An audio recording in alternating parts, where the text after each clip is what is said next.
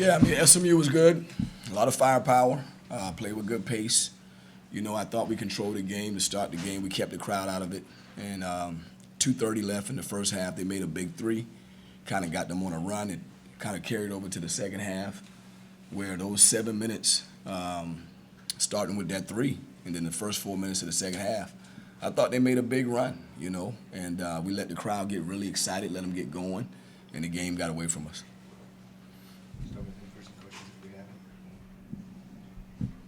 What did you and your team talk about at halftime, trailing by 4? As you said, trying to keep the crowd out of it, trying to keep the game closer in your favor. Yeah, just how important we, controlling the tempo was.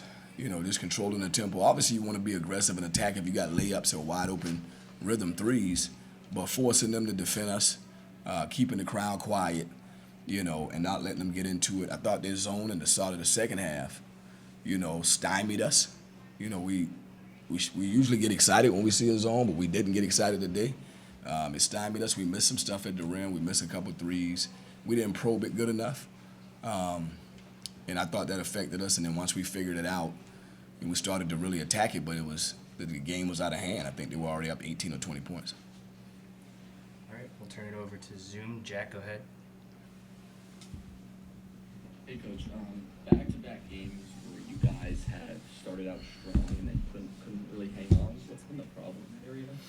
Well, I think sustaining, some of it may be depth. We got to use the bench more. Like tonight, Fred Payne didn't come out in the second half. He's one of our main guys, but I got to continue to trust the bench. That's why tempo for our particular team is important, because we do play guys heavy minutes. We got some of the most used guys in college basketball in terms of time on the floor.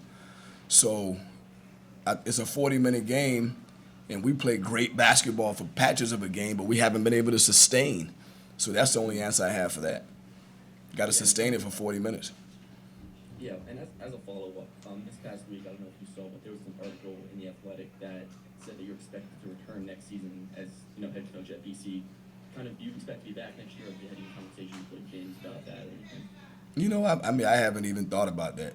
What I'm thinking about is trying to get this team better, continue to work with our players. We got great guys in the locker room, and so that's my focus, just to kind of continue to control what I can.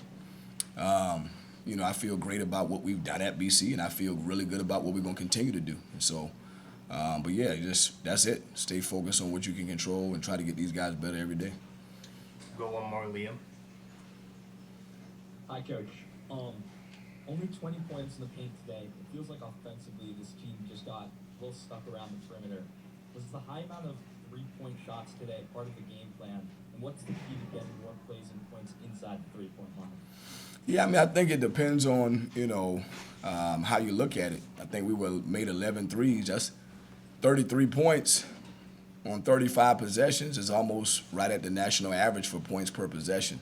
I thought that Fred settled for maybe a few too many, and I thought actually we had some other looks we could have made from other guys. So I think the three-point shot is a weapon, something that we can utilize. It's something that my team's always been able to do it at a high level. But yeah, you may be talking about 3 shots less that we could have took from 3. But that's about it.